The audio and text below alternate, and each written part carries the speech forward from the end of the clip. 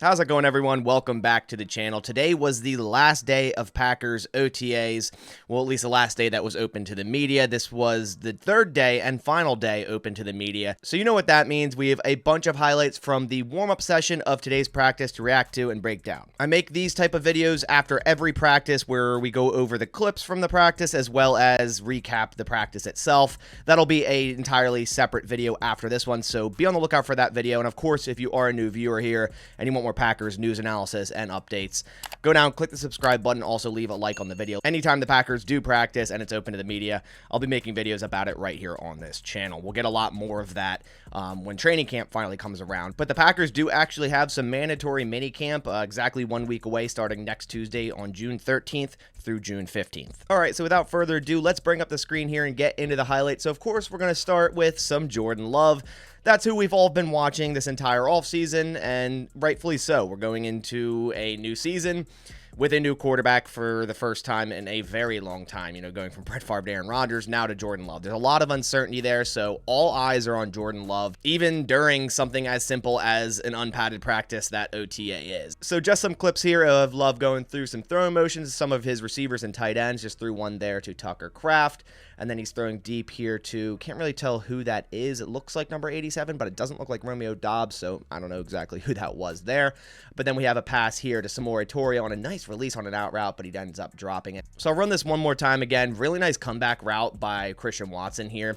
Looking way more technical with his routes, at least in OTAs. And yeah, it's unpadded here. And then we see the same thing by wide receiver Deuce Watts in this one. And then we have a ball across the middle here from Jordan Love to wide receiver Jeff Cotton. So Jordan Love, throughout the last two OTA sessions that are open to media, kind of seemed a little bit inconsistent, where sometimes, you know, he'd have really good throws and other times he'd have some poor throws. And that's what we should expect from Jordan Love. And, you know, going throughout this entire offseason, it's going to be a lot of ups and downs. Here we have Jordan Love throwing to Aaron Jones. And I feel like every year Jordan Love's release just gets more smoother and quicker. And that's obviously the help of Tom Clements, him starting to work with Jordan Love last year. It seemed like they brought Tom Clements back in for Aaron Rodgers' sake, but he's sticking around going into this next season, which I think is going to be really good for Jordan Love and the progression of Jordan Love and, you know, going in and out of practice and getting better every single day. We already saw this Christian Watson route in the first clip, but this one's more focused on Watson himself and the route he ran. Like I said, he looks more technical. He looks quicker on his feet. And as I said earlier, you know, there's no pads, there's no shoulder pads, there's no leg pads. So, you know, everyone might look really fast in these sessions of practices, which Christian Watson is really fast. But I loved seeing him running a very technical comeback route here. He doesn't beat the drums too much at the top of the route. He gets it down into his brakes, sinks his hips, and gets to the outside and comes back and attacks the ball and catches it, you know, outside of his body and then brings it right in. So really good route there. Nice catch by Christian Watson. Super excited for him this season, being the Packers' #1 wide receiver. And I think him and Jordan Love are going to start a connection very, very early. Here we have a clip of wide receiver Bo Melton, number 80 at the top there, running a quick crossing route. We also see Samori Toure on the right. These two wide receivers are definitely wide receivers that could fight for snaps on the offense. I think more so Samori Toure. I believe this guy could see some snaps very early in the season, and depending on how ready Jaden Reed is to play that slot role. But a lot of people mention Bo Melton due to the speed. He's a very fast wide receiver. You can see it here. It looks like he has top-end speed. And a lot of people believe this guy can make the roster and could be, you know, a decent threat in the offense. Now, will he get snaps over someone like Samori Toure or Jaden Reed? I don't think so. But I still think he could definitely make the roster and or become a practice squad wide receiver. And if his number is called, step up to the plate. I do think Bo Melton has the talent. And honestly, I liked him coming out of the draft a couple of years ago. So I'm happy he's on the Packers roster going into this offseason. A lot of wide receiver clips today. Here we have Christian Watson and Romeo Doubs working on some combination routes here. Doubs underneath, and then Christian Watson, more of a high-low concept here. Both quarterbacks throwing. Jordan Love, and I think it was Danny Etling throwing to Christian Watson there. But these aren't wide receivers #1 and #2. That much is clear. Romeo Doubs, Christian Watson are going to be guys 1 and 2. Afterwards of that, it's kind of a question mark. I believe Jaden Reed's that #3 guy. I believe he's going to be the slot guy. You know, if they're going into a 3 wide receiver look, it's going to be Doubs, Watson, and Reed. But like I said in the last clip, you know, guys like Samori Toure and Bo Melton could contest. And then, of course, we still have Dontavian Wicks or Tay Wicks from the draft and Grant DeBose. There's a lot of young talent in this wide receiver room, so I'm really excited to see them finally get the pads on. And then, of course, going into training camp and preseason, them finally playing in games with Jordan Love. Although won't be that much because it's going to be preseason games, but it's gonna be a battle for like the last 2 or 3 spots in this wide receiver room. And speaking of Jayden Reed, here's a clip of him running the similar comeback route that we saw earlier from Christian Watson. Really nice late hands here from Jayden Reed. And I've said this time and time again about Jayden Reed. He looks so fluid doing everything he does, from as simple as the tiny little head fakes you saw after he stemmed this route on the inside. Just that simple little head fake, you'd be surprised, does more than you would think. And him breaking on this route very quickly, getting at, sinking his hips and getting through this comeback, coming towards the ball.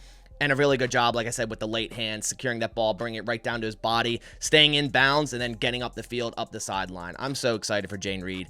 I sound like a broken record saying it because it seems like every video I talk about Jayden Reed a lot, and you guys know my opinion on him, and you guys should be all aboard the hype train too, because I think Jayden Reed is going to be a very, very good wide receiver in the NFL for years to come. And, it's all going to depend on Jordan Love as well, but I think he has all the tools, and the Packers, if they use him right, I think he's going to be an excellent receiver in this offense. Here we have a clip of tight end Tucker Kraft doing a blocking drill. He was absent from the last OTA last week that was open to the media. I'm not sure when he returned. Of course, there's still practices in between the sessions that are open to the media, so he could have been back, a couple days ago or whatnot, but nice to see him back. Like, usually with injuries with OTAs, it's more precautionary. It's nothing significant. They're just going to keep him out if there's any worry at all, because there's no point to rush guys back in something like an OTA and have them re-injure themselves. But nice to see Tucker Kraft back here today. And since we're on the topic of tight ends here, we have Tucker Kraft running a post corner. Would like to see him sell that post a little bit more with his body and his hips rather than just the slight head turn. Maybe look more towards the quarterback there. But, Tucker Kraft is more of that inline type of tight end. You're not going to be asking him too much to run a post corner, a vertical, type of route there. That would be kind of Luke Musgrave's look, which we actually have him running the same thing right after this, and he does a better job at it. But not doubting Tucker Kraft here. I'm really excited for him. It's not really something you're going to be having him run too much. He's going to be, like I said, more of that inline tight end, underneath type of guy, but is a vertical tight end as well. Like, he definitely can be used in that regard. So we'd like to see him clean it up a little bit, but nonetheless, nice little route there, nice grab by Tucker Kraft. And here we have the same thing, but with Luke Musgrave. And as I said, I think he does a better job at selling that post. He starts to stem inside. It seems like he turns his hips and his shoulders and his head a lot more than Tucker Kraft. And it just seems like he gets in and out of that route quicker, which that's what Luke Musgrave is. The dude is practically a wide receiver, just has a tight end frame, and I'm super excited for him. He looks super athletic. He's looked really good in now, the 3 days we've seen him at OTAs, at least that have been open to the media. He looks like everything as advertised, and, like I said, there's no pad, so we'll see what happens when the pad comes on and he's actually being covered by someone on the Packers defense, because they can't film 11 versus 11 portions. I wish they could, but they can't, so all we get to see is tight ends and wide receivers running routes on pretty much no one. But nonetheless, based off of that, it still looks good. I'm super excited for both of these tight ends. I think the Packers nailed it this draft, getting Musgrave and Kraft. One more clip of tight ends, and this is Tucker Kraft running across the middle here on a quick crosser route. This is more of what I see Tucker Kraft doing in the Packers offense. Underneath type of routes across the middle of the field, nothing too vertically, which, like I said, he could still do, but really nice crosser route here by Tucker Kraft, catching the ball, with his hands there, not body catching that, and then bringing it right into his body and turning upfield with the ball on the outside. Really nice job. It's something as simple as that, but still, nice job by Tucker Kraft here. And last but not least, for the final clip, we have a little slow-mo action by A.J. Dillon, Quadzilla, the Quad Father, whatever you want to call him. I feel like every year we go through clips that are slow motion of A.J. Dillon, and I'm all for it. I mean, man, I'll tell you what.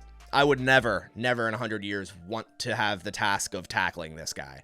And yeah, he had a little bit of a down year last year. We kind of expected him to take a little bit more of a jump in his sophomore year, and he kind of went down a little bit from his rookie season. But I still have high expectations for A.J. Dillon. For being the second running back in this offense, I think they could utilize him a little bit better as well. And I think A.J. Dillon has been training hard this offseason. I've seen a lot of his content online, and I think he is training hard to fix, the issues he had last year. And I think he will. He's a very underrated receiving back for the size he is, and, I think the Packers could utilize him excellent, and they're going to have to really bank on the run game this season with A.J. Dillon and Aaron Jones to really get this offense going under Jordan Love. But nonetheless, slow-mo clip of A.J. Dillon, you can't have enough of it. So those are all the clips I have from the final portion of OTAs for the Green Bay Packers 2023 offseason. As I said, anytime there's a practice that's open to the media and there's clips that are posted on Twitter. By the way, I'll put all the Twitter accounts down in the description below, so shout out to the beat reporters that are at practice today recording and giving us this content, so they'll be down in the description below. But anytime that happens, it'll be right here on the channel. So like I said, if that does interest you, go down, click the subscribe button. It supports my channel a ton, and then also leave a like on the video. But that about does it for this video. Hope you guys enjoyed. I'll catch you on the next one, and as always, go Pack Go.